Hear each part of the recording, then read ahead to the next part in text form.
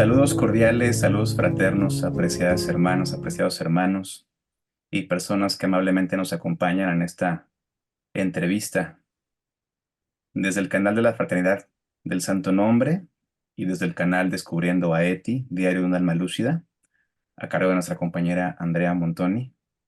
Les damos una cálida bienvenida. En esta oportunidad también nos acompaña nuestra compañera Liz Stroman, quien nos hará el honor de introducirnos con nuestra invitada de hoy. Liz, bienvenida y adelante. Bueno, bienvenida Inés Ordóñez. Inés Ordóñez es una mujer laica que consagró su vida a que las personas conozcan y amen a Jesucristo. Casada, mamá de 8 hijos, abuela de 32 nietos. Maestra, catequista, profesora de ciencias sagradas, escritora. Fundó el Centro de Espiritualidad Santa María. Consagró su vida para enseñar a vivir la fe encarnada en la vida y en la necesidad de la oración y la oración contemplativa. Creó distintos itinerarios de formación en la fe, la vida y la oración. Entre ellos, escuela de vida para niños y adolescentes, cursos para formación de acompañantes espirituales, la diplomatura de la escucha, capacitando a quienes deseen prestar el servicio del Ministerio de la Escucha. Fue la primera mujer laica en estudiar teología en Argentina. Sus grandes maestros, según lo contado por ella, fueron Teresa de Ávila y Francisco de Sales. Fue amiga entrañable de Francisco Yáñez. Se visitaban, se escribían, jugó con tus hijos, bautizó y casó a una de tus hijas. Y también amiga del Papa Francisco. Yo quisiera que, como muchas veces tú comienzas una entrevista donde le pides al Señor que te guíe en lo que vas a decir, yo quisiera decir, Señor, ¿qué es lo que tú quieres que conozcamos de Inés? ¿Cómo te presentarías tú, Inés? Gracias, Liz. Bueno, primero decir que estoy casada con Manuel Lanús. Van a cumplir este año 26, 54 años, o sea, hace 53 años que estamos casados. Y sí, tenemos 8 hijos de 52 a 38 y 33 nietos, o sea, llegó uno. De esa llegó uno más. La mayor de las nietas se casó, así que, y lo más importante de todo, de todo, de todo, es eso, ¿no? Que qué lindo poder, como casados y con una familia numerosa, como que nada es un obstáculo, al contrario, que todo es un medio, todo ayuda, todo es para, como diría Ignacio de Loyola, para gloria de Dios. O sea, esa es mi mayor presentación. Así que aquí estoy, para lo que quieran. Y espero poder ser, no sé, ser clara. Y ustedes párenme, porque yo me embalo, de repente me embalo, ustedes párenme, interrúmpanme, pregúntenme, hagan lo que quieran. Yo lo que quería preguntarte es que con esta vida tan amplia, con tanta con proliferación de cosas que has hecho, ¿cómo hiciste? ¿Cómo hiciste? Eh, ¿Cuál es el secreto? O sea, que nos cuentes esto. Yo he escuchado mucho, por ejemplo, de las asambleas familiares. Me imagino que habrás aplicado todo eso. Eso quería que nos cuentes. ¿Cómo hiciste? ¿Sabes que yo también me lo pregunto cuando veo? Digo, ¿cómo hiciste, Señor? ¿Cómo hiciste, Señor? El, qué sé yo cómo hice. La verdad que lo fue haciendo el Señor. Lo fue haciendo el Señor con cosas muy, muy amorosas. Es verdad que yo de siempre, y así nos casamos. Yo viví el matrimonio de verdad como un sacramento. O sea, yo estudié teología antes de casarme, y cuando estudiaba el sacramento del matrimonio decía, pero esto no lo sabe nadie. Nadie sabe de verdad qué es el sacramento. Y bueno, y de verdad yo hice como mis desposorios con Jesús y con Manuel fue un sacramento realmente. Era el sacramento de mi alianza con Dios y de mis desposorios con Jesús. Y lo viví con Manuel y los dos veníamos de familias numerosas y los dos queríamos siempre tener muchos hijos.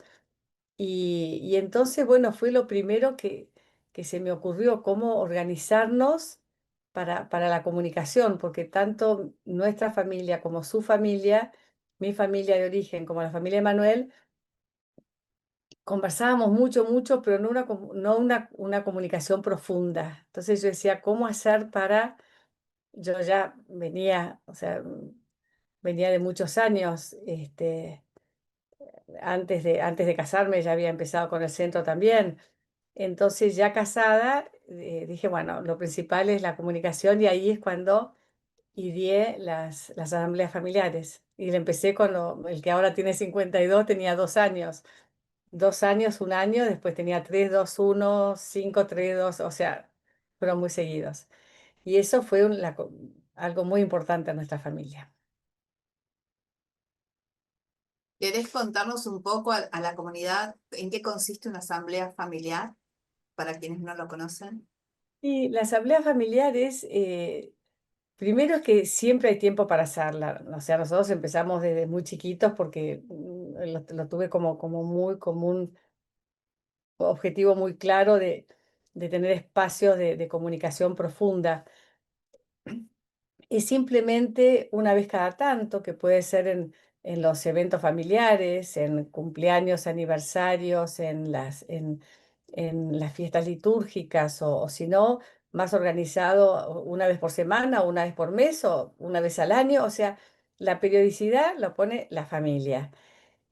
Y si lo quiere hacer de manera formal, vamos a tener una asamblea y les explica cómo es la asamblea.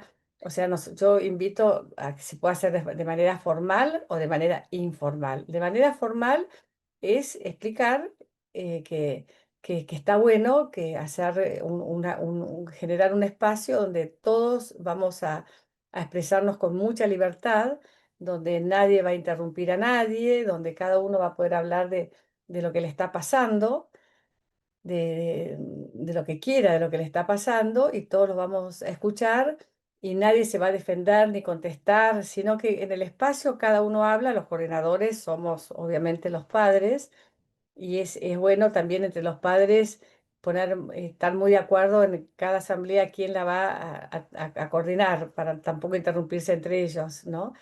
Pero el que no coordina de los padres está totalmente de acuerdo con el que coordina, un gran acuerdo entre,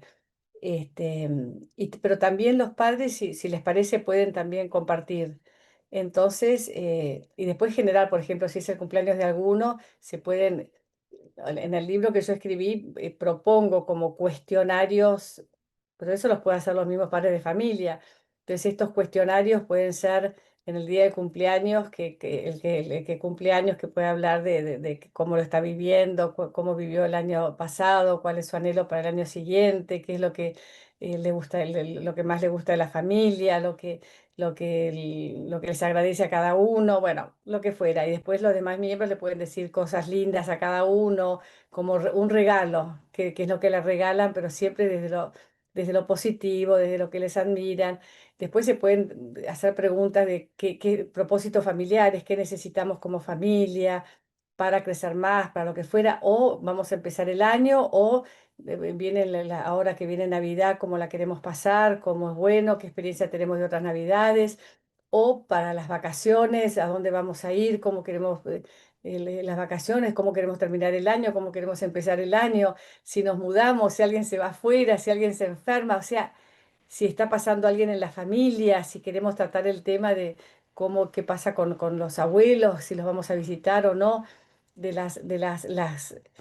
como las tareas que cada uno tiene en la familia, mucho los propósitos familiares, qué estamos necesitando como familia, cómo queremos, entonces se ponen lemas familiares, bueno, es amplísimo. es de acuerdo a lo que los padres queremos para los chicos, hacemos un cuestionario, pero para que todos participemos y después se evalúa eso cómo estuvimos, qué les parece. Después, también cuando son adolescentes es muy lindo porque siempre hay enojos, peleas, conflictos. Entonces, cómo está cada uno enojado porque uno le roba la ropa, porque es desordenado el que duerme conmigo, porque, o por la madre puede decir, yo me doy cuenta que, no sé, que cuando llego, este propósito que pusimos de dejar las mochilas en tal lugar no está, y entonces me pregunto y a veces me doy cuenta que me enojo y no me quiero enojar, pero ¿qué podemos hacer para que este propósito que ponemos, entonces a lo mejor el lugar de las mochilas no es bueno, cambiemos de lugar? No sé, como de esto sí se habla de las reacciones, ¿por qué tengo esa reacción? Y esa reacción la tengo porque 1000 veces le dije que no me saque la cartuchera y me la saque, no me la deja en el lugar. Entonces, bueno, ¿qué podemos hacer para eso? De tener más paciencia, más tolerancia, pedir perdón. Bueno, es maravilloso, maravilloso, maravilloso. Entonces, eso se puede hacer formal si los padres preparan un cuestionario y dicen, vamos a tener una asamblea, una conversación, como lo quieran llamar, y vamos a tratar este tema. Así que cada uno piense qué quiere, ¿no? Se puede como preparar y anunciar el tema o hasta mandar el cuestionario. Y si no, directamente un día estamos comiendo. Y después de comer, de cenar, chicos, ¿qué les parece si conversamos acerca de, lo vamos a hacer de esta manera, no nos vamos a interrumpir, pero así nomás? O puede ser más preparado y después también los chicos pueden pedir una asamblea.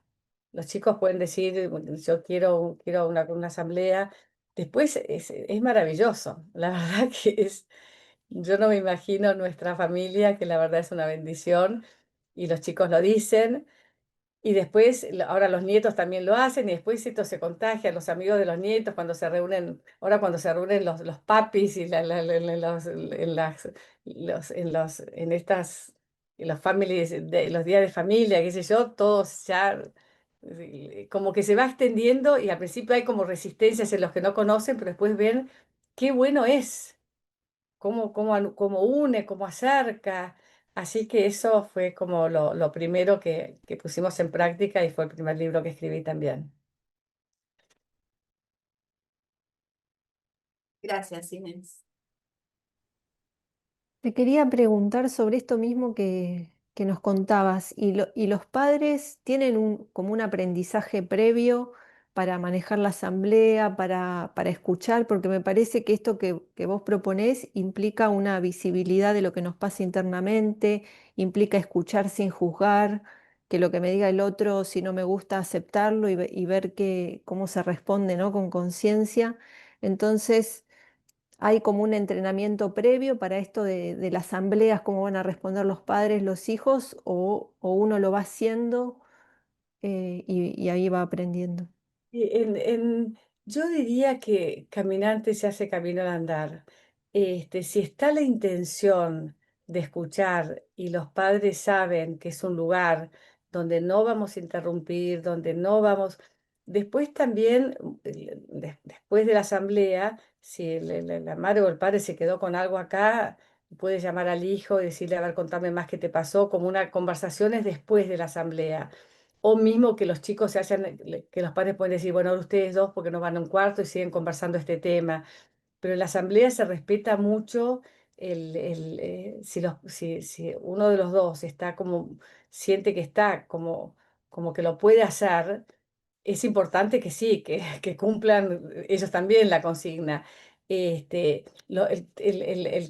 coordina puede, si ve que hay discusión o qué sé yo, puede parar y supóngase que esté la madre coordinando y de repente la madre tiene así una reacción, el padre puede decir, bueno, ahora entonces sigo yo, puede haber un acuerdo entre ellos si hay algo que a la madre la puso o a uno de los dos, pero, pero yo creo que cuando está la intención, está el Señor de por medio, en esto también lo hacen personas que no lo hacen como forma de encuentro así con Dios, sino que lo hacen por valores y por comunicación y sí, sí. Porque yo lo que también invito es que ese día sea como en torno a una comida y una comida rica o un copetín o algo como un cirio, como que sea algo especial, ¿no? Y entonces, y me ha pasado que de repente adolescentes, bueno, yo no voy a estar en la compartida. Bueno, si no querés estar, no estés, no es obligatorio. Pero como se hablan de cosas muy interesantes, después va y dice, bueno, estoy aquí, pero no comparto. Bueno, también puedes estar y no compartir. Y después, por supuesto, poder dar una charla después y decir, mira, cómo lo viviste, viste que es lindo escuchar, también tus hermanos te quieren escuchar, bueno, pero es como un aprendizaje de todos, pero no es coercitivo. Al principio nosotros lo hacemos cuando no se animan, no se animan, no se animan, nosotros lo ponemos como una tarea, un ejercicio práctico de la formación que hacemos para el Ministerio de la Escucha. Y hay algunos que se mueren de vergüenza. En mi casa no vamos a poder, no me van a dar bolilla, no me van a entender. Bueno, es más fácil decirle, me lo están pidiendo en esta formación que estoy haciendo. Les pido por favor que lo hagamos porque entonces ahí se animan y es maravilloso lo que pasa. Entonces después ya se animan más. Así que a todos Claro. los que me están escuchando, yo les digo, anímense, anímense, está buenísimo.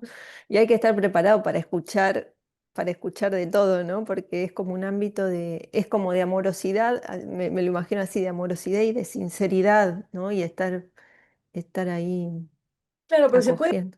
se puede empezar con cosas lindas, qué es lo más lindo de nuestra familia, qué es lo que más nos admiramos de nosotros, qué es lo que más estamos necesitando y que se lo queremos pedir a la familia. Podemos empezar con cosas, no ir al hueso, decir lo que no me gusta de la familia, pero podemos empezar con cosas re lindas, positivas. Y de verdad pasan cosas muy lindas, muy lindas. Claro, como una apertura del corazón. Claro. Con Liz nos interesaba como mujeres este camino tuyo de mujer laica, Ujú. abriéndose paso en espacios religiosos donde la mujer no tenía, ¿no? Posibilidades de estar. Yo escuché en una conferencia que viste que decías que no sé, en una iglesia vos tenías una charla y cuando vos ibas te sacaban el Santísimo y que hiciste en medio un piquete. Entonces comentábamos qué difícil que te habrá sido eh, incursionar en un mundo religioso de hombres como mujer y laica. Si querías contarnos un poco algo de eso. Sí, sí. El- Fue también progresivo, porque yo siempre, desde muy chica, pero muy chica, desde los 8 años, y después a los 14 años, hay como hitos donde por cosas, pero nunca fue como una estrategia mía, yo voy a hacer esto, nunca. Fue como que la vida me lo puso. Lo que en mí hubo, sí, desde muy chica, un deseo enorme de que todo el mundo conozca a Jesús. Y desde muy chica poner un colegio y que el colegio lo más importante sea anunciar a Jesús y que todas las materias fueran, o sea, eso desde muy chiquita yo quería poner un colegio así para que sea, que como que la catequesis no sea una hora, sino como que todo el colegio estuviera. Eso fue mi único deseo de chiquita y lo único que no hice.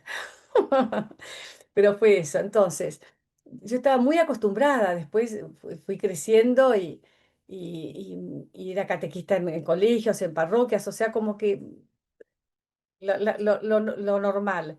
Y también con mucho respeto y mucho amor a los sacerdotes. Tenía un tío sacerdote, una tía monja. Este, en casa éramos una familia religiosa, pero común, o sea, de ir a misa los domingos, pero nada de rezar en familia, eso no, pero sí, de ir a misa los domingos, con una familia como muy creyente, con valores muy lindos. Y bueno, y de como yo me formé para ir a un colegio católico, me gané una beca, yo tenía muy buen promedio, había hecho muchas cosas desde muy chica, entonces me gané una beca del Ministerio de Educación del Consejo Británico para especializarme en enseñanza personalizada, que yo ya estaba enseñando en un colegio, y ahí fue como el primer como hito importantísimo donde, porque era en la Universidad de Oxford y antes de estar en el programa en la universidad, nos unían a todos los becarios de todas las ramas y era personas, pero de todas las religiones, de todas las culturas, de todos los países, increíble, y terminaba a las 5 y a mí se me ocurrió, son esas cosas de Dios, de que cada uno hablara de dónde venía con el planiferio, vieron el mapamundi, pues no había nada y cada uno marcaba ahí de dónde era su cultura, su no sé qué, y nos escuchábamos y después orábamos juntos, ponía, coordinaba la oración, el que era budista, el que era el del Islam, el que era de la India, pero en un gran silencio rezábamos unos por otros. Bueno, fue una cosa maravillosa.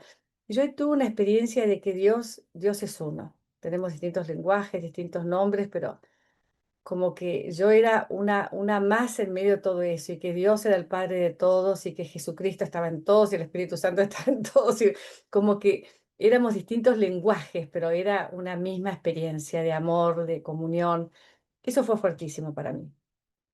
Y ahí también tuve como una gracia de darme cuenta que lo que necesitaba la catequesis era educar la fe, que la catequesis no era sistemática, que los colegios eran como cada uno hacía lo que quería, no había una sistematización y la educación tiene que ser sistemática, tiene que tener objetivos, procesos.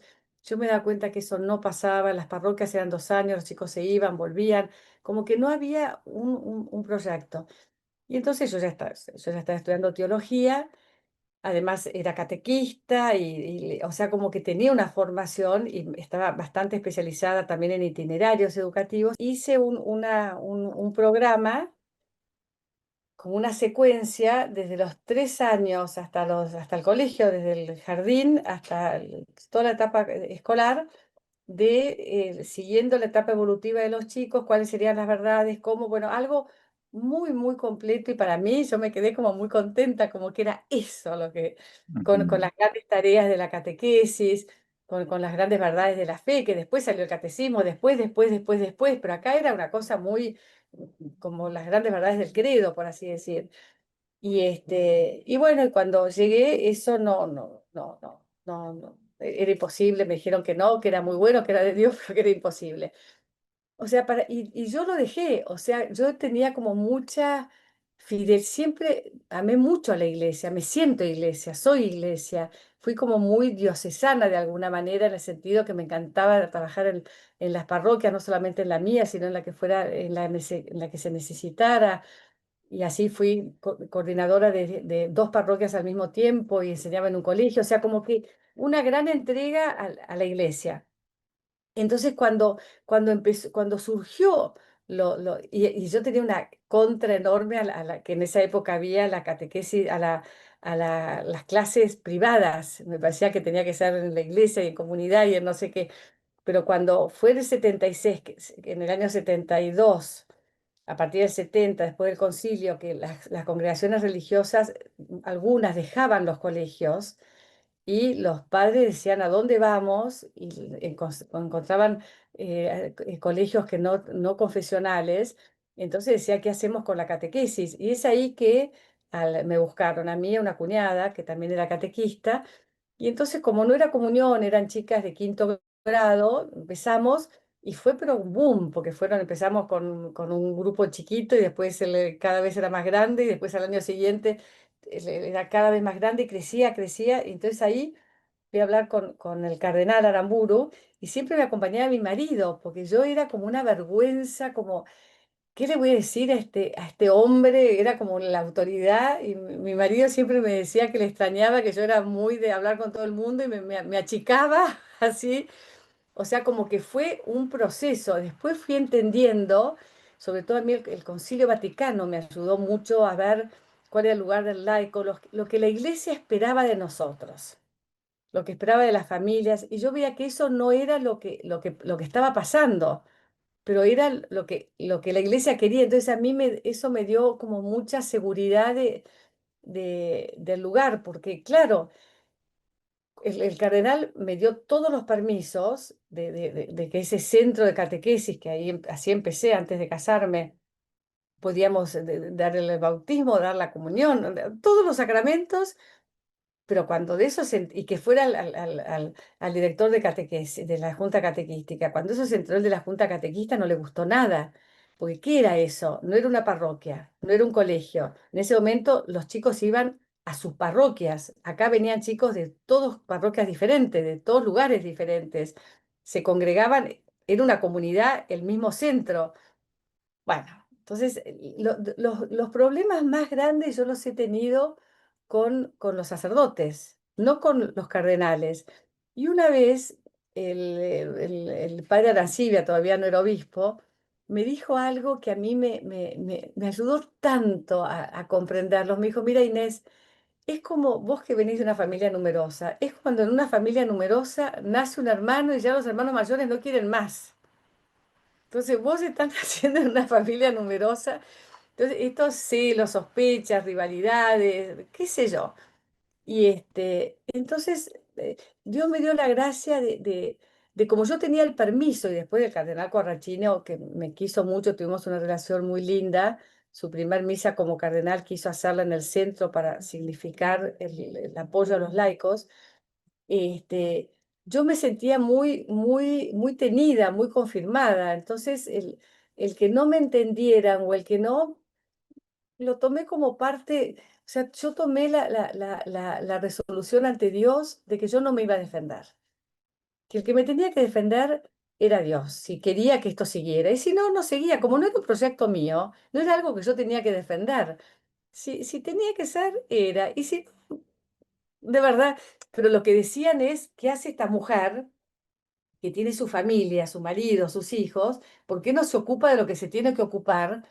Y hablando de repente cosas feas de lo que debe ser su familia, lo que debe ser su matrimonio, a los chicos en el colegio de repente les pasaba también, y por supuesto que yo me tenía que cuidar, yo hasta que pude empezar a decir que yo predicaba, yo creo que pasaron, no sé, 30 años. Yo no predicaba, yo hablaba, charlas, no sé qué, pero con esto del Santísimo sí fue porque yo daba unos cursos de fe, vida y oración que me los había pedido la Acción Católica, pues a mí nunca se me ocurrió, o sea, yo lo que quería era poner el colegio. Cuando no fue el colegio, que fue una cosa muy fuerte para mí, una experiencia así de despojo de qué hacemos ahora, este, entonces, yo daba charlas en el Instituto de Cultura Religiosa Superior, donde yo me había formado, porque cuando yo empecé a estudiar teología, la teología estaba cerrada para los laicos y para las religiosas. Pero como el Vaticano ya había dicho que podían estudiar las mujeres en teología, entonces las hermanas del Divino Maestro hicieron un acuerdo con la Facultad de Teología. No podíamos entrar todavía de voto porque no estaban los permisos, pero lo que hicieron que los profesores de devoto vinieran a Rodríguez Peña, donde tenían ellas el Divino Maestro, y entonces convocaron a las que querían estudiar teología, pero que todavía no podíamos entrar a devoto. Y vinieron un grupo de monjas y dos mujeres, dos laicas. Una de ellas se hizo guerrillera y desapareció, fue una desaparecida ya en segundo año, o sea que continué yo sola. Y después, cuando ya estábamos casi en cuarto año, pudimos, como 4 años después, se pudo entrar a Devoto. Y ahí nos dijeron que si queríamos terminar, podríamos terminar ahí, y terminamos ahí, y el bachillerato, yo lo hice, la licenciatura la hice en Devoto, pero el bachillerato lo terminamos de cursar en esta experiencia que fue única, no se siguió haciendo porque después ya enseguida venía, fue nuestro único grupo.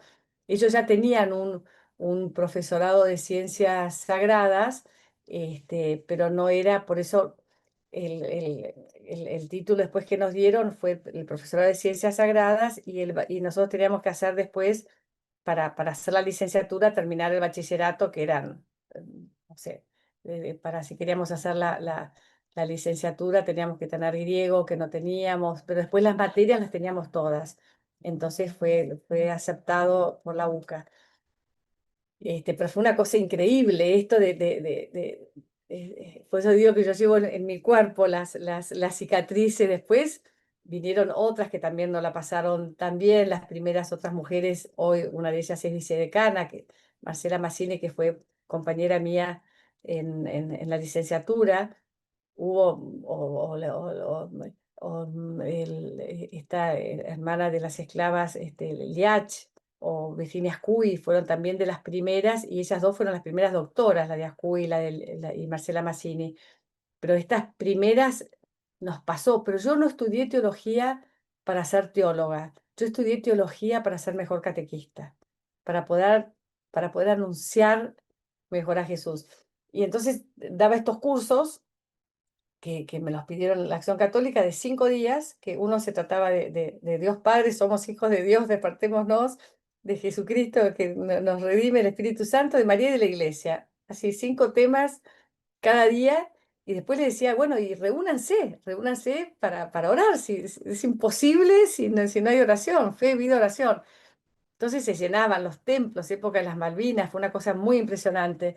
Y en un templo, el primero en uno, después dos, y ahí me planté, porque me sacaban el Santísimo. Y decía, si yo doy estas charlas para que aprendan a mirar y a contemplar, y es en presencia de Dios, ¿cómo lo van a sacar? Claro, porque yo no podía estar o sea, en el lugar de los sacerdotes predicando. Entonces yo digo, si lo sacan, yo no doy la charla. Y como esa parroquia no tenía lugares más grandes, no hubo más remedio que dejarlo. Y después había sacerdotes más abiertos, pero no fue fácil, no fue fácil. Pero bueno, fue parte del camino. Y yo como tenía esta resolución tomada y además seguro que hice cosas malas, que estaban mal hechas y que despertaban, no sé, que podría haber avisado, tener segurísimo, pero también sufrí en carne propia. Qué lástima que entre nosotros no tenemos este hábito de decirnos las cosas. Y antes de hablar en público, bueno, que dice la corrección fraterna, y de poder decir a otros, ¿no? ¿Qué sé yo? Pero bueno, así fue. Y una vuelta cuando una persona importante dijo algo también como que no sabía qué hacía yo, que no tenía permisos, que no sé qué, dijo cosas feas. El cardenal Guarrachino me llamó y me dice, Inés, ¿qué vas a hacer con esto?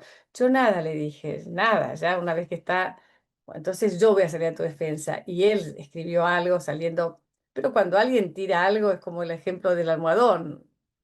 ¿Quién habrá leído una cosa y quién habrá leído la otra?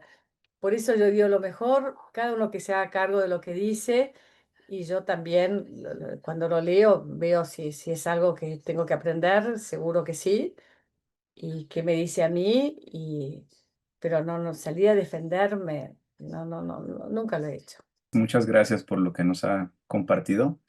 Creo que esta experiencia de la que nos habló nos puede servir de base y también de puente, porque yo quería preguntarle un poco sobre ya el Centro Espiritualidad Santa María, que entiendo que es un proyecto muy importante. No sé si el proyecto más importante de su carrera, de su vida espiritual, pero sé que es un proyecto muy importante. Y sobre todo en el tipo de espiritualidad que usted propone o que ustedes proponen en el centro, ¿no? Porque he visto dos cosas muy interesantes, ¿no? Por un lado, un diagrama circular que me parece que condensa muy bien algunas dimensiones, ¿no? 5 dimensiones del percibir, sentir, pensar, decir, hacer. Y por otro lado, lo que le llaman SEA, es este camino al corazón de silencio, escucha y acogida. Entonces me gustaría si nos puede ampliar un poquito sobre esta espiritualidad. Bueno, primero te hago un poquito de historia. Primero fue el centro de catequesis, y después vinieron los grupos de oración contemplativa, y ahí yo me di cuenta que se unía catequesis y fe, vida y oración, y ahí se me ocurrió entonces poner este nombre de Centro de Espiritualidad Santa María. Esto fue en el 72 el centro de catequesis y en el 84 el centro de espiritualidad, o en el 82 vinieron en el 81, 82 los grupos de oración Magnificat, y en el 84 entonces yo dije, podemos poner Centro de Espiritualidad Santa María. Y en el 88 fue cuando yo recibí una gracia muy grande que era el SEA, como que yo lo que entendía era como que de la Trinidad se me regalaba esa palabra y que esa palabra era el nombre de Dios, era el Padre, el Hijo, el Espíritu Santo, la Trinidad, que se nos entregaba y que lo único que nosotros teníamos que decir era que sea. Y después, esto fue el 14 de septiembre, el 18 de septiembre fue como la misma gracia y como que la Trinidad me ponía como lugar de María en la economía salvífica, como que María era ya que Dios hacía posible que la humanidad entera, y lo había hecho en María, le pudiéramos decir sea, que el mismo Dios lo había hecho, la palabra se hizo carne, que el Espíritu Santo era el que lo hacía, o sea, que Dios lo hacía, pero que nosotros teníamos que responder, entregarle nuestro corazón, así en esta alianza, y decirle sea. Bueno, todo un camino. Y a lo largo de 9 años, con gracias así extraordinarias, el Señor me fue, yo le digo, me fue instruyendo en este camino del SEA. Y en ese momento, en la década de los 90, mi director espiritual era el padre Gera, un gran teólogo que había sido profesor mío también, Lucio Gera, y ahí, y ya el Guaraná Guarachino me había dicho que eso era un carisma eclesial, me había pedido que hiciera los estatutos, y ahí vimos que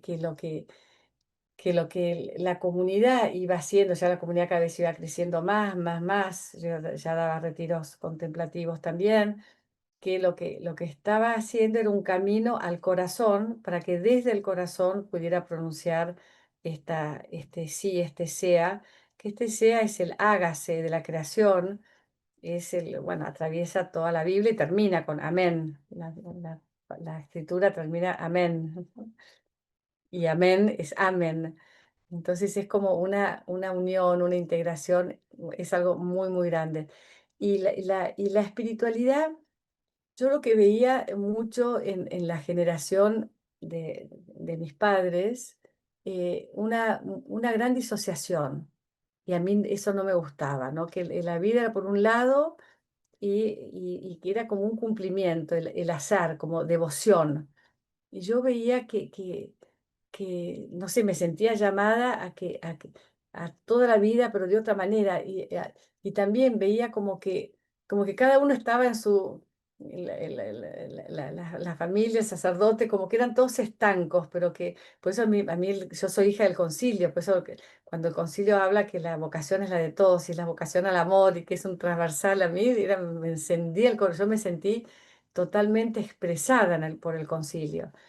Y entonces, por eso daba estas charlas de para vivir la fe hay que encarnarla en la vida, y no es posible encarnar la fe en la vida si no es a través de la oración.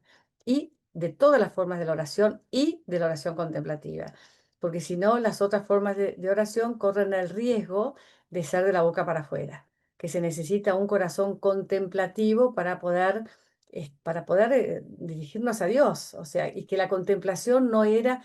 Por eso cuando yo empecé con los grupos de oración contemplativa, con ese nombre, fue tal el aluvión de sospechas y de sacerdotes que me venían y me decían, vos estás engañando.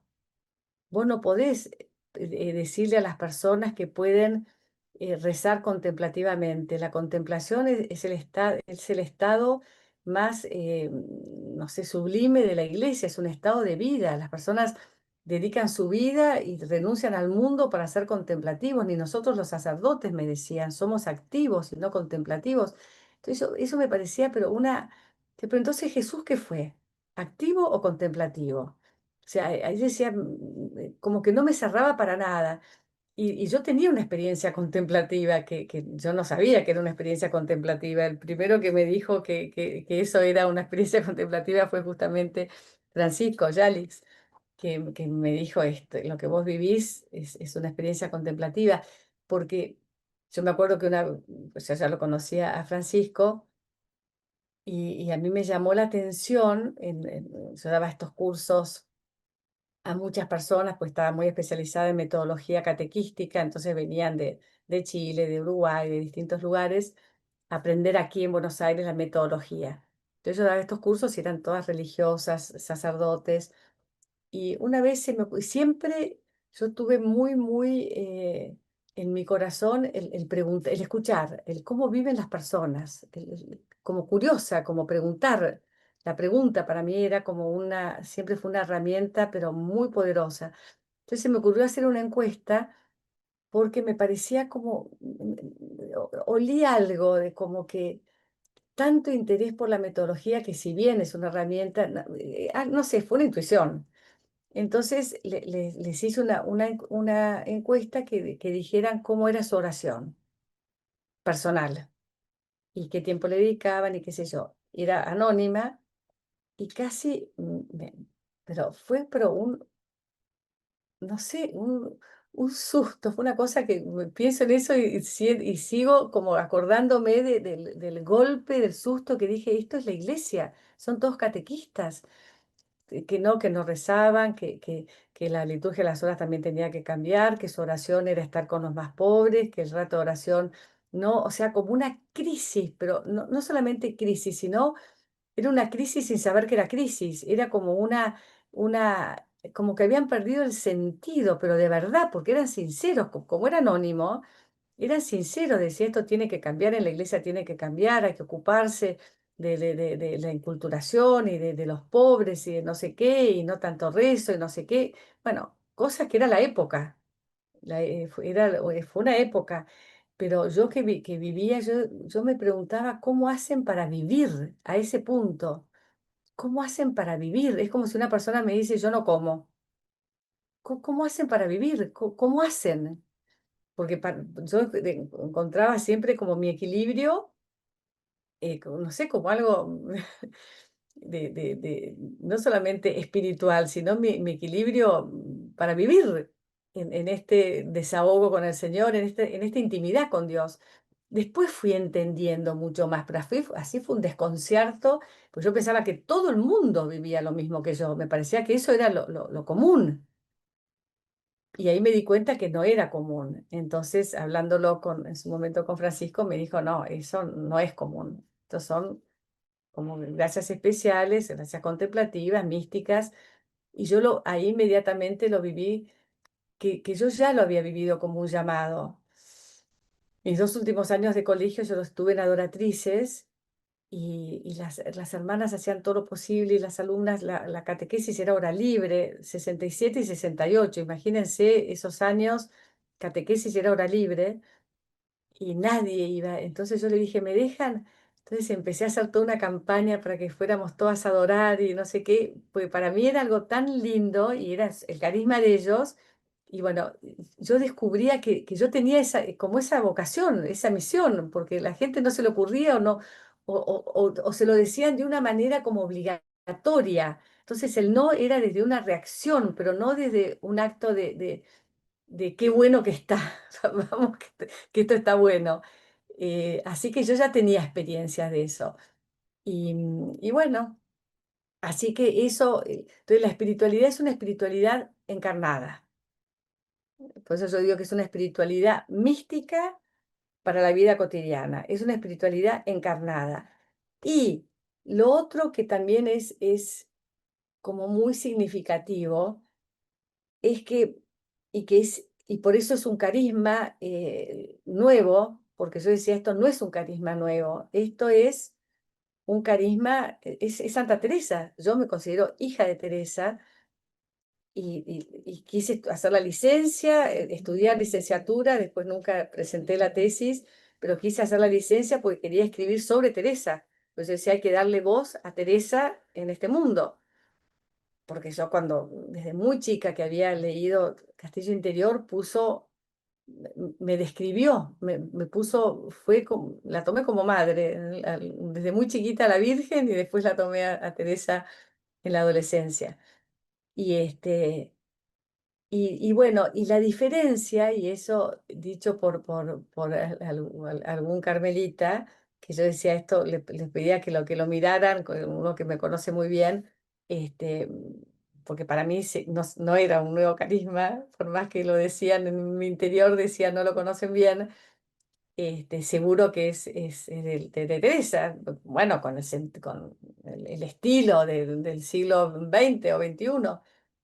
Y ahí descubrimos algo y de ahí yo dije, sí, es verdad, porque tanto Teresa como Juan, el- ellos aconsejan la oración contemplativa cuando la persona ya no le encuentra gusto a la meditación.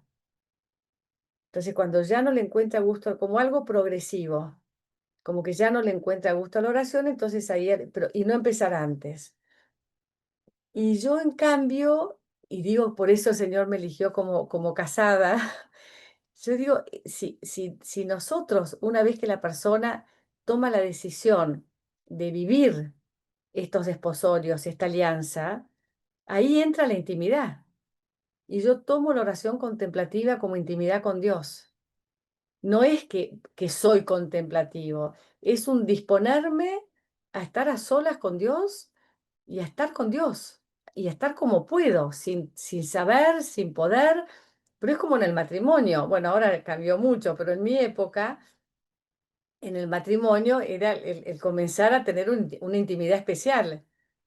Entonces, un tipo de intimidad especial, porque venía todo con el matrimonio, el empezar a vivir juntos, el empezar ahora, eso cayó, eso no tendría tal sentido, pero en mi época era así, entonces yo decía yo, si nos casamos y viene como este compromiso mucho más de por vida, con un proyecto, o sea, no, viene también una intimidad única, si queremos hacerlo. Puede haber estado una intimidad más sexual o genital, pero de verdad cuando decidimos recibir el sacramento del matrimonio, sí o sí tiene que haber un encuentro donde sellamos la intimidad de una manera. Aún hoy, aunque se hayan adelantado las relaciones sexuales. Pero en mi época, yo decía, en el matrimonio es con todo, no es una parte. Entonces, si es de verdad que queremos la radicalidad en vivir estos desposorios, esta alianza con Dios, ahí tiene que estar todo. Entonces, esta oración, estos grupos de oración contemplativa era disponernos para la contemplación, empezar a disponernos al silencio, a entregar nuestro tiempo, nuestra intimidad, estar solos. Y bueno, y eso es diferente, eso es distintivo. Gracias, Inés.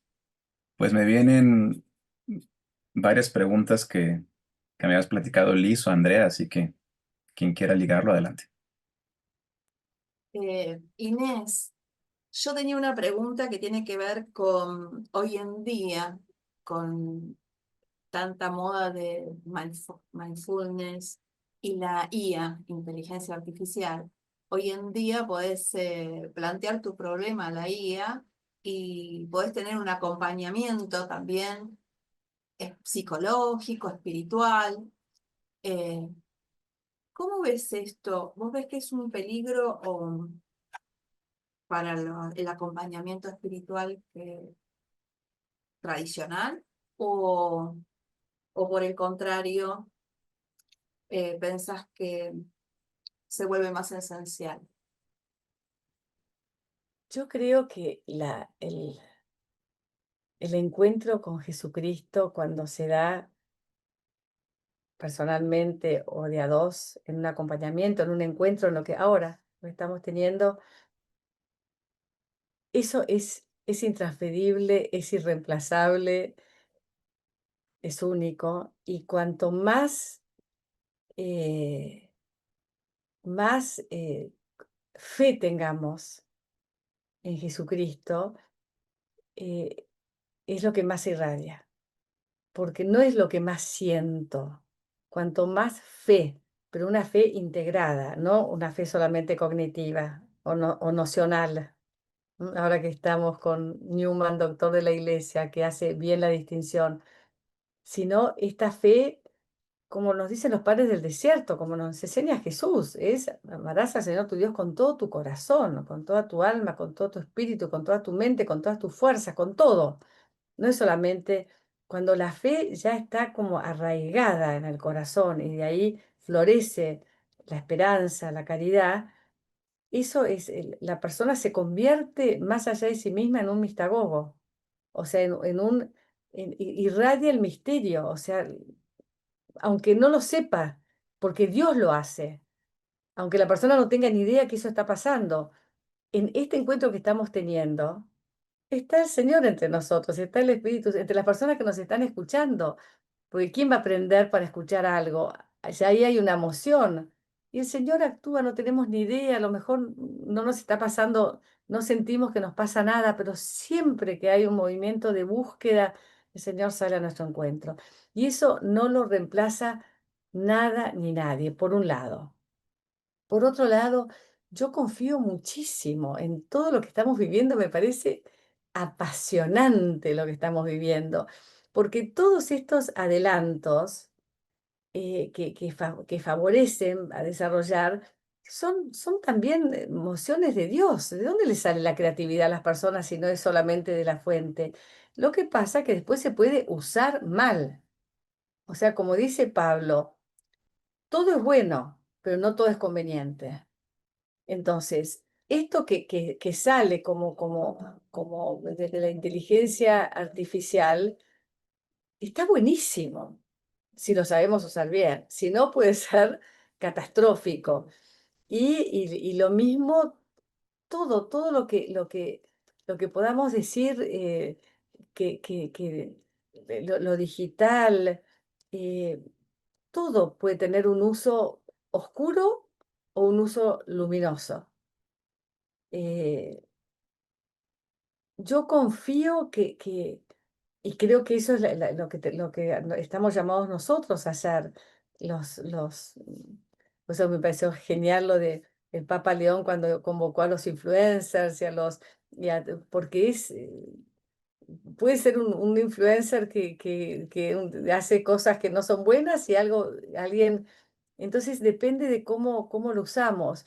Y yo creo que el acompañamiento que uno puede buscar en la inteligencia artificial o en un psicólogo o en mindfulness o en lo que fuera, y a lo mejor le hace mucho bien, pero nunca, porque ese bien que le hace, ya está Dios en ese bien. No sabe, la persona no sabe, pero todo bien viene de Dios. Entonces, si a mí algo me hizo bien, viene de Dios. Ahora, si esto a mí me hizo bien, pero me lleva a hacer cosas malas, no me hizo bien. Lo disfruté, me pareció que me hizo bien, es por las obras veremos. Pero hay personas que el mindfulness aprendieron a silenciarse y ha sido buenísimo. Es como una respuesta a un ruido, una vorágine de la cultura, y es buenísimo. Y si lo usamos es una ayuda enorme y podemos aprender muchísimo. Hoy los que hacen neurociencia, los que hacen inmuno, las nuevas disciplinas, podemos aprender muchísimo de eso. Y yo creo que estamos a las puertas de una revolución del conocimiento tal como lo conocíamos antes. Yo creo que viene algo como fue Galileo Galilei, que no podían entender cómo va a ser que la Tierra sea redonda y rote. Nos caemos todos. Era imposible, imposible estructuralmente. Y hoy ya hay investigaciones acerca del tiempo, de la física cuántica, de que el tiempo está en simultáneo, de que bueno, cosas que nosotros al tiempo lo vemos como lineal, pero cuando Jesús dice el reino ya está entre ustedes, la eternidad está acá, es posible vivir el cielo ahora, nosotros lo entendíamos hasta antes de ayer, entendíamos la tierra y el cielo. Ahora entendemos, no, que el cielo es un estado que está acá, pero lo vamos a entender también diferentes a nivel no sé. Entonces yo creo que yo confío en que, bueno, lo que estamos celebrando, Jesucristo, Señor de la historia, y el Espíritu Santo da estos bienes a todos los que buscan con buena intención. También se cuela el mal, no nos engañemos, el desorden, la confusión, pero si la persona tiene buen corazón, va a aportar, va a cultivar, va a aportar a la cultura. Después está en nosotros referirlo, orientarlo, ponerle nombre desde la revelación, pero Dios actúa, si no sería muy injusto. No sé, eso es lo que yo de verdad lo veo así y me da mucho gozo. Gracias, Inés. Te quería compartir algo que escuché en uno de tus videos que me gustó también, que esto que decís que todas las personas estamos llamadas a desarrollar esta dimensión espiritual, tanto para agnósticos, para no creyentes, ¿no? Que es un camino para todos. Y bueno, y esta apertura que propones, además de eso, me quedé con algo que decías que con el silencio no alcanza, ¿no? Para reconocer a Dios o para reconocer la plenitud, que es necesario desarrollar los sentidos espirituales. Entonces te quería preguntar sobre esto, si podías compartirnos. Además del Centro de Espiritualidad, yo fundé otra asociación que se llama Confines. Desde mí, con el deseo de llevar esta buena noticia a los confines. Pero es una asociación no confesional, o sea que no tiene el paraguas de la Iglesia Católica. Y llevamos el camino al corazón a todos, hay agnósticos, judíos, o sea, practicantes y no practicantes, ateos así feroces que justamente van por otros que son practicantes, pero quieren ver el lenguaje a los no, bueno, de todo. Y ¿por qué? Porque antes, en mi época, ya no tanto, ¿eh? Ya estamos en este siglo, ya gracias a Dios se ha como naturalizado más. Está ya la medicina, los psicólogos recetan silencio, meditación, pero antes la espiritualidad era igual a la religión. Entonces, y también el arte, uno podría decir, yo soy es una persona muy espiritual porque es un artista o es un músico, pero la espiritual era una persona como media volada. Sí, yo no soy espiritual, tengo los pies en la tierra, a mí no me hablé de espiritual, yo soy una persona muy realista. O sea, eso por un lado, y también el hecho de que la espiritualidad si vos eras espiritual, a no ser que fuera esto el arte, la música, que eso también tenía una dimensión espiritual, pero la espiritual si no era sinónimo de ser religioso. Y bueno, y eso fue otra de las cosas así que incursioné, de que la espiritualidad es parte de la naturaleza humana. Somos espirituales. Entonces, este camino al corazón desarrolla esa dimensión espiritual donde descubrimos que nuestro ser, nuestra verdadera identidad, nos trasciende a nosotros mismos. Es una paradoja, pero por eso estos existencialistas ateos llegaban a como este pesimismo, ¿cómo puede ser que la persona no se baste a sí misma? Esta dependencia a un otro o que no se baste a sí misma como todo otro ser de la creación, vegetales, animales, crecen, se desarrollan y mueren y se autoabastecen. El único que no es el hombre que anhela algo que no puede conseguir por sí mismo. Eso fue toda una era de mucho pesimismo. Y después también la era de demos muerte a Dios que no logró arreglar el mundo. Porque claro, tenemos una visión de que el mundo se tiene que arreglar en mi época. No, millones y millones y millones y millones y millones y millones de años estamos donde estamos y todavía somos niños, adolescentes, ni adolescentes, niños. Esto es mío, esto es tuyo, esto es mío, esto es tuyo, nos tiramos los pelos, niños como humanidad. Entonces, justamente este camino espiritual que nos une a todos es descubrir que somos amor, que somos bondad, que estamos llamados a ser buenos, pero como existencia, es nuestra verdadera identidad, no hacer actos buenos, no hacer actos de amor. Toca lo ontológico, toca el ser. Somos somos amor, somos buenos, somos uno. Entonces, para llegar ahí, bueno, es la redención, es la acción, esa es la misión de Dios, de llevarnos, yo quiero, Padre, que seamos uno, perfectamente uno, como tú y yo somos uno, y que el amor con que tú me amaste esté en ellos y yo también esté en ellos. O sea, el discurso de Jesús en la última cena tendríamos que, no sé, dejarlo resonar porque nos supera, nos supera, nos supera. Entonces, sí, yo creo que tocar esa fibra, en algunos es el legado, quiero morir y dejar un legado, en algunos es hacer una obra de bien, pero es tocar algo que la persona la lleve a entregarse. Eso es como el comienzo, que no quede enredado en un egocentrismo, en un individualismo, que eso es el mal de nuestra época. Pero cuando las personas empiezan a crecer y tienen familia, ahora lamentablemente el desorden ha llegado a matar la vida en tantos aspectos, ¿no? Pero en las personas que les llega mucho el legado, me voy y qué dejo y a quién dejo. Entonces ahí empieza como la trascendencia a golpear la puerta. En algún momento de la vida, la trascendencia, la eternidad, Dios toca. Podemos escaparnos, pero yo tengo mucha confianza en que Dios nos ama, nos ama mucho y el amor es más fuerte. Entonces estamos viviendo momentos de de un mar muy tempestuoso y parece que el Señor está dormido, pero no está dormido. Estamos en un aprendizaje muy grande y estamos viviendo una etapa para mí apasionante, desafiante. Yo tengo mucha esperanza.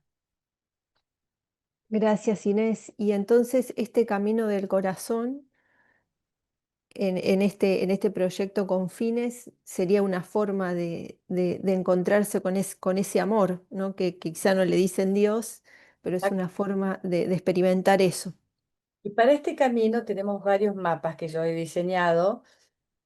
Cuando digo yo he diseñado, que nadie piense que este yo soy yo, porque yo no diseñé nada, todo lo recibí. Digo yo porque hubo una mano que lo ejecutó, pero no es que se me ocurrió, qué genial, no, no. Esa inspiración siempre viene, si no, a mí no se me ocurre nada. Distintos mapas que expresaban lo que la comunidad se iba viviendo. Y este mapa, el primer mapa, es como la metáfora de la célula. Entonces el citoplasma son los distintos espacios, que era tan de los siglos anteriores, pensamiento, palabras y obras. Pero después nos acordamos de que las inteligencias múltiples y después la inteligencia emocional, entonces pongo también las emociones y después el cuerpo, las sensaciones y todo lo que es la percepción corporal y espiritual. ¿Por qué? El primero son como interpuertas y esto tiene que ver también con las etapas del camino al corazón, que hasta ahora yo he diseñado 9 etapas porque este primer mapa es esta célula y la primera etapa es si la persona quiere entrar dentro de sí mismo para conocerse, para explorarse. Es un safari interior. Si quiero conocerme, si no, vivo toda mi vida en mi espacio más desarrollado. Soy pensante, soy racional, soy práctico, soy lo que fuera. Entonces, primero es hacer interpuertas, alianzas. Esto que pienso es lo que digo, buscar coherencias. Esto que pienso, esto que digo, es lo que me digo interiormente, es lo que hago, desde dónde lo hago, cómo lo hago. Bueno, todo y siempre con preguntas.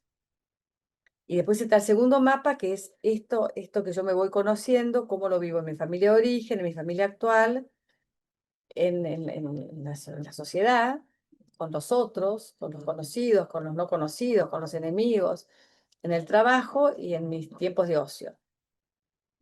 Y después está el otro mapa que concilia esto con las etapas, otro que concilia esto con la irradiación del amor, cuando ya el amor, entonces la cultura, la creación, entonces todo lo que el cielo, los ancestros, la honra.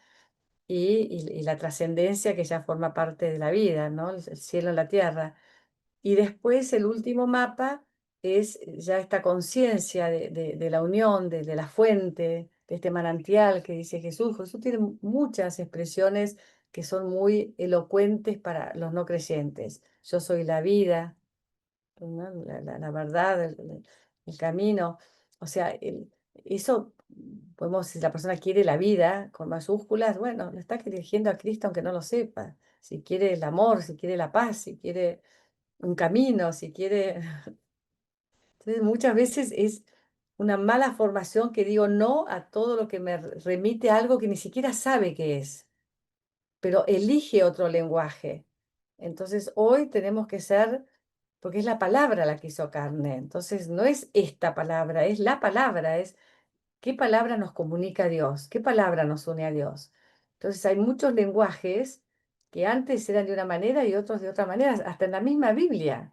Hay ciertos lenguajes de Pablo o no sé, del Antiguo Testamento que no los usamos así. Eran para una época, pero ahora, y bueno, entonces son todos estos mapas que nos van llevando pero la decisión es si yo de verdad quiero conocer mi verdadera identidad. ¿Quién soy? ¿De dónde vengo? ¿A dónde voy? Las preguntas existenciales. Y eso, las respuestas están en nosotros. Entonces es saber eh, escuchar cuáles son las preguntas que de verdad me provocan, me perforan, me despiertan, me rompen mi sordera, como diría San Agustín, y me llegan a ponerme en inquietud, en ver, me tocan, me confrontan, ¿no? ¿Qué respondo a esto? Entonces es todo un camino así y en comunidad. Es apasionante. Muchas gracias, Inés. Gracias, Inés. Yo un poco em, como una pequeña digresión hacia otro lado, pero también vinculado con todo lo que hablamos. Cuando exploraba la página del Centro Santa María, me sorprendió muy gratamente ver una pestaña que dice Prevención de abusos y cultura del cuidado. Y bueno, lo exploré un poco y vi que hay todo un protocolo muy, muy bien fundamentado, muy bien armado para la prevención, para la denuncia y para el seguimiento, ¿no? De abusos tanto de orden sexual, de poder o de conciencia. Y yo te quería preguntar concretamente, digo, sabemos que es un tema que existe, no exclusivo de la Iglesia Católica, pero sin duda presente en la Iglesia Católica. Y la pregunta en concreto es, em, ¿cómo sientes tú que eso se ha manejado a nivel iglesia, mundialmente? Y si esto lo consideras una suerte de herida o de obstáculo que la iglesia tendría que sanar o cómo lo tendría que abordar. Mira, yo creo que esto es como ha sido y sigue siendo como una bisagra que nos muestra como un cambio de época, porque antes el modus operandi era lo que se hacía, lo que se pensaba que era mejor, lo que se pensaba que era mejor. Cuando esto pasaba, y no se preguntaban mucho por qué pasaba, pero cuando pasaba, entonces se cambiaban las personas, se consideraba que era mejor mantenerlo en secreto que decirlo por el bien de la institución, de la familia, de las Fuerzas Armadas, de la escuela, de la iglesia, de lo que fuera. Era como el modus operandi. Y lo que pasa que no se llegaba a estudiar por qué pasa eso. No se tenía en cuenta esta dimensión. Pasaba y eso era la operativa. Pero ¿por qué pasa esto? Entonces yo creo que esto que vino de estos periodistas fue una moción del Espíritu Santo. Nadie más que el Espíritu Santo podía llevar, por eso dentro de nosotros la iglesia, que estamos como custodiándonos, no hubiera podido pasar. Pero esto fue como la verdad. ¿Quién es la verdad? Que fue promovida, nadie más que el Espíritu Santo. Y lo pudo hacer en un momento que estábamos preparados como iglesia de esa.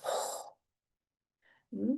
Pero fue descorrer esto que estaba dañando tanto y que sigue estando. Entonces yo lo veo como casi te digo como una elocuencia de Dios, una elocuencia de Dios de haber puesto al descubierto algo que estaba dañando tanto.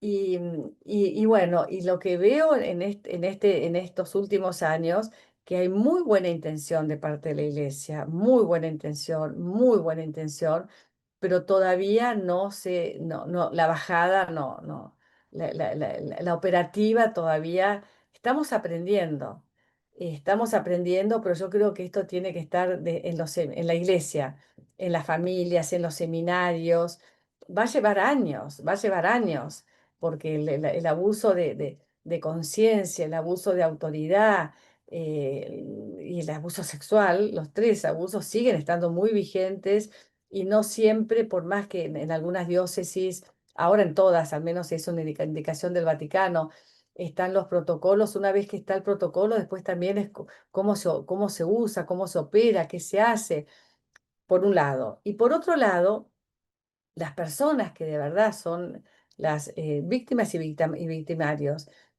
Con las víctimas se ha hecho bastante, pero los victimarios, los que han hecho esta acción, sobre todo sexual, que se los separa de la iglesia, y dentro de su desorden, ellos creen que son inocentes, muchos de ellos, algunos no, o al menos es su discurso, pero la comunidad no está preparada para para estar con él, así como estamos con los presos.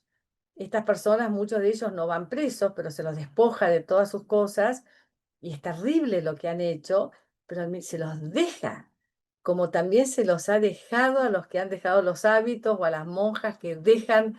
Hay como un descuido como comunidad de las personas que se van de la comunidad. Yo siento en mi corazón y me emociono porque le pido a Dios que me ayude a hacerlo, el deseo de acoger a esas personas que han entregado tanto, o ahora los sacerdotes que son mayores, que están en estas casas, que nadie los va a ver, que están solos. eh, Me parece que no tenemos conciencia. Habrá, por supuesto, personas que lo hacen y lo hacen muy bien, pero como comunidad general, digo, nos falta como una conciencia de, bueno, que es parte de nuestro aprendizaje. Creo que lo estamos aprendiendo, lo estamos aprendiendo. Y lo que yo también veo es que todavía no han hablado las religiosas, pero cuando hablen las religiosas va a ser otro escándalo, como estamos saliendo de este escándalo y preparándonos, porque las religiosas fueron las que más padecieron el abuso de poder, el abuso de conciencia y el abuso sexual, de una manera terrible, de parte de los sacerdotes y de parte también de de las mismas autoridades religiosas. Muchas de ellas han salido por ese motivo, pero como de esto todavía no se habla tanto. Entonces creo que sí, que es una herida enorme, pero al mismo tiempo la veo con mucha esperanza, porque nadie más que el Señor pudo haber descorrido el velo, y nadie más que el Señor nos está dando la fuerza para poder, bueno, el Papa Francisco, el Papa Juan Pablo II no pudo, Benedicto algo sí, Francisco no le tembló el pulso, pero no solamente tiene que venir del Vaticano, sino después tiene que bajar, y hay mucho compromiso, el abuso del dinero, el mal uso del dinero. Hay mucho compromiso de colegas, de pares, que se cubren entre sí. Entonces, bueno, pero yo tengo mucha esperanza, pero sí tenemos que aprender de esto sí se habla, a mí me gusta esto, de esto sí se habla, tenemos que hablar de esto, con mucho amor, con mucha esperanza, pero al mismo tiempo con capacidad para esto sí, esto no, así sí, así no. Por eso es que nos formamos en el centro. Primero nos asociamos a la Gregoriana, fuimos uno de los primeros centros asociados a la Gregoriana para formarnos en los cursos que da la Gregoriana. Después mandamos a una persona a estudiar a Roma. Y sí, y tenemos referentes que van a todo el país y en Chile, a todos los lugares donde estamos, para ponernos a disposición y ayudar y apoyar. porque me parece que esto recién empieza, recién está empezando. Así que, y lo mismo con la diversidad. Fuimos de los primeros que empezamos a trabajar con diversidad y la verdad que con todas las cosas que estaban de la década de los 80 con los divorciados y vueltos a casar, o sea, como que siempre esto de exclusión, a mí yo me sentí llamada a la inclusión, como sea, pero estemos todos juntos y aprendamos a caminar juntos. Bueno, el camino sinodal de ahora, por eso digo que estamos caminando. Yo veo con mucha esperanza esto que hizo el Papa Francisco y que ahora está haciendo el Papa León. Qué bueno, Inés. Bueno, esto que decís de lo inclusivo es el camino de Jesús, ¿no? Y, y entonces, nada, lo que quería agregar que me parece como muy valiente y esencial que en tu sitio haya una pestaña para el abuso, porque actualmente a veces el abuso no solo sucede en espacios religiosos, sino en espacios espirituales, ¿no? Que puede ser un abuso emocional o de poder. Y justamente como cuando alguien sufre abuso, lo que pasa es que de esto no se habla, ¿no? Y no hay un sitio al cual recurrir. Y bueno, me parece muy valioso que tengas un espacio así, ¿no? Ujú. Y con gente muy formada. Ojalá, mi deseo en esto es, ojalá el centro pueda ser un lugar que pueda acoger a unos y otros, a unos y otros. Por eso digo, no solamente a los que fueron dañados, sino al que dañó, porque también tiene una historia. Entonces es como, ojalá, a mí me parece que la persona contemplativa es la persona que no hace bandos, que sale de los bandos, es con unos y con otros, con todos. Y bueno, y eso es el deseo de este camino, ¿no? Que lleguemos realmente a poder mirar a todos con mucha esperanza, con mucho amor, que le está pasando esto ahora, pero mientras viva, no sabemos cuál es el plan de Dios para esa persona. Entonces, el amor siempre encausa, conduce, consuela, fortalece, ya sabemos. Un poco creo que has contestado, pero digamos, en todo lo que has hecho, lo que hiciste, ¿hay algo que tienes ganas de concretar, que como un proyecto y hacia dónde vas? Que quieras contar, obviamente. Mira, yo me hace gracia esto porque,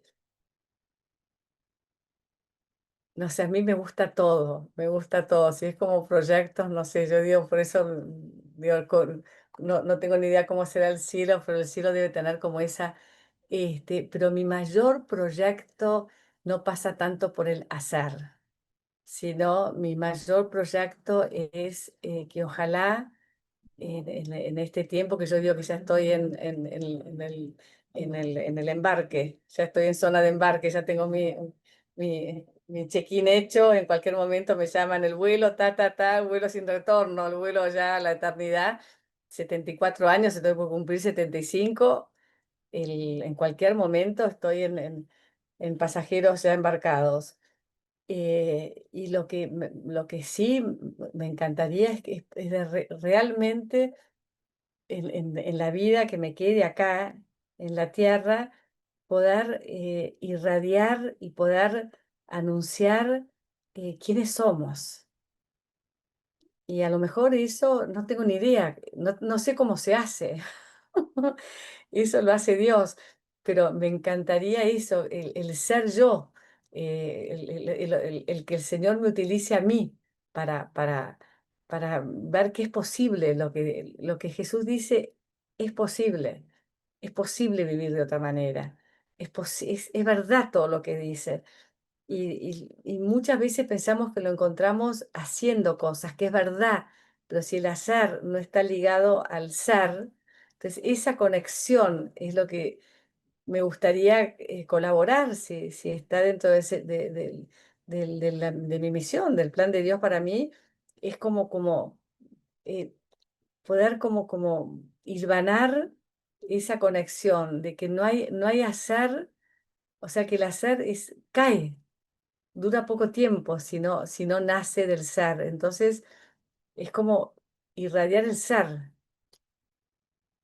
No sé, es algo que no sé cómo decirlo mucho tampoco, pero va más por eso, por ahí. Y por supuesto que seguramente se expresa en acciones, pero a mí me parece que en todo este último tiempo el Señor me pone más en el lado del ser, del llamado, de la vocación, que puedes estar sin hacer nada en tu casa, pues tenés que trabajar, no sé, todo el tiempo cuidando a una persona enferma o estando vos enfermo, y no pasa por lo que hagas, sino por cómo vivís, cómo sos en eso que haces. Eso, para mí eso es. De tus amistades con Francisco Yalix y con el Papa Francisco, si es que podés resumirlo, ¿qué es lo que más quedó en tu corazón como enseñanza de ellos? Del Papa Francisco, su confianza en mí. eh, Ya, ya cuando era arzobispo, es mejor pedir perdón que permiso. No me preguntes, no me preguntes. Vos hacelo, vos hacelo. O sea, como mucha confianza, mucho ánimo. Yo tengo las cartas, muchas cartas de él y siempre son todas de ánimo, ¿no? Eso, siempre encontré un apoyo muy grande en él. em, en lo que hacíamos. Bueno, él era muy amigo de mi hermano mayor, o sea, lo conocí a los 16 años más o menos, o sea, muy chica, y después lo conocí mucho también cuando era arzobispo, y bueno, después como papa. Y así que bueno, algo como muy lindo. Pero nada que ver a la amistad entrañable que tuve con Francisco. Con Francisco éramos, no sé, el Señor nos encontró para una misión, Él que tuvimos, bueno, que Él tuvo y que yo sigo teniendo. Este, y teníamos conciencia de eso. En épocas así difíciles para Él o para mí, yo sabía que Él estaba y Él sabía que yo estaba, ¿no? O sea, como que la existencia esto que el Señor ponía en nuestros corazones fue muy fuerte para saber que si existía en el otro, como nos confirmó siempre. Y bueno, y los dos vivimos momentos difíciles también en la iglesia y él en la compañía, pero siempre nunca, gracias a Dios, nunca decayó en ninguno de los dos, la fe, la esperanza o el amor a la iglesia o él el amor a la compañía, como que el Señor nos cuidó en eso. Y, y bueno, fue una amistad única, muy diferentes los dos, pero lo increíble, y es más, yo creo que si él no se hubiera ido a Alemania, yo no sé si el centro hubiera crecido tanto, porque yo seguramente yo ya estaba conociéndolo mucho a Ignacio de Loyola. Yo Ignacio de Loyola no lo conocía tanto. Yo conocí a Teresa, San Francisco de Sales desde la adolescencia, después a San Agustín, pero Ignacio de Loyola no había sido uno después obviamente San Francisco de Asís, pero no había sido un santo conocido por mí. Con Francisco lo empecé a conocer, a leer, lo conocí mucho y seguramente si Francisco se hubiera quedado, yo hubiera estado con él, hubiéramos hecho algo juntos y por lo tanto entonces dentro de la compañía. El hecho de estar los dos fue tomando forma algo de lo que ya también había en mi corazón. Y fue en la década del 2000 donde nos dimos cuenta que de verdad lo de él respondía a lo que él siempre decía a la cuarta semana de los ejercicios espirituales, la contemplación para alcanzar amor, y lo mío, todo el camino de estas etapas, de los retiros temáticos, precontemplativos, contemplativos, era como el equivalente a las 4 semanas, pero desde otro lugar. pero en el camino los retiros contemplativos son muy similares, son prácticamente los mismos, pero el lenguaje, la sanación de las heridas, hay mucha cosa, está muy incluida la parte emocional, eh, que Francisco no la tenía tanto. Bueno, como que algunas diferencias, pero en lo más esencial es lo mismo. O sea, como que bebemos del mismo anhelo. Tal es así que, bueno, cuando yo lo conocí empecé en el grupo de oración de él, con su comunidad de sacerdotes jesuitas. Después formamos nuestro grupo de oración y nuestra idea era empezar a formar grupos de oración. Y bueno, ya él se fue, y yo dije, no, yo si formaba grupo de oración era porque estaba con él. Por eso cuando empezaron los grupos de oración, yo decía, yo no, si yo no sé cómo se enseña a rezar. ¿Cómo se enseña a rezar? ¿Cómo se enseña a comer? ¿Cómo se enseña, no sé, comer? ¿Qué sé yo? Me parecía rarísimo enseñar a rezar. Y bueno, y fue de verdad un camino de maternidad. Las mismas personas, yo les fui dando lo que iban necesitando y fui aprendiendo de acompañarlas. Y entonces, como soy educadora y puedo sistematizar, en el tiempo transcurrido podía darme cuenta, hice esto. Y ahí sistematizaba lo que hacía. Pero no es que lo había pensado antes. Yo siempre sistematicé después de haberlo hecho. O sea, todas las escuelas que hice fue después de haberlas hecho, nunca antes. Por eso digo que no son mías. Así que eso. Gracias, Inés. Bueno, un placer. Inés, pues muy agradecidos con usted por su tiempo, su compartir sabiduría, todo un trayecto de vida espiritual largo. Gracias, también gracias Liz por ser el contacto con Inés. Gracias Liz. Y gracias Andrea por estar aquí junto con tu canal en este espacio de entrevista.